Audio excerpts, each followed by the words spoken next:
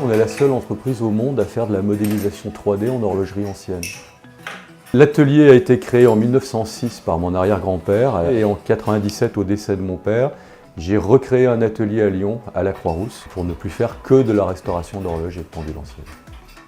Le choix du digital, il s'est imposé. En 2008, j'ai voulu faire le concours de meilleur ouvrier de France et j'ai imaginé une pièce qui avait 16 couches différentes de rouages. Donc j'ai cherché des solutions techniques, j'ai découvert qu'il y avait un logiciel qui était reconnu par tout le monde, c'est SolidWorks. Après, on s'est rendu compte du potentiel qu'il y avait.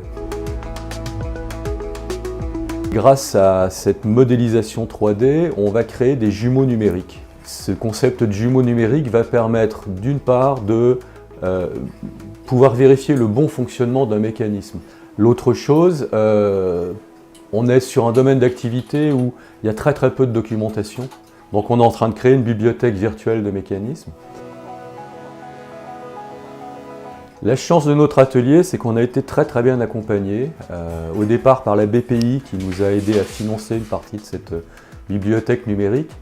Après par la Fondation du Patrimoine qui m'a aidé à financer le poste que je créais d'horloger informaticien. Le premier bénéfice, c'est qu'on s'amuse encore plus qu'avant dans l'atelier. D'un point de vue beaucoup plus sérieux cette fois-ci, c'est qu'on a pu créer un poste. L'atelier est de plus en plus sollicité pour des chantiers intéressants et importants. Ça tire vers le haut toute notre compétence.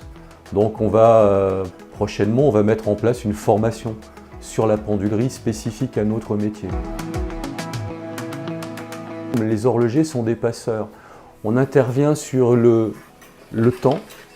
La 3D nous permet de rajouter une dimension supplémentaire. C'est que non seulement il passe dans nos mains, mais on laisse une trace encore plus précise et plus documentée de l'œuvre qui a été réalisée par l'horloger du 18e ou du 19e.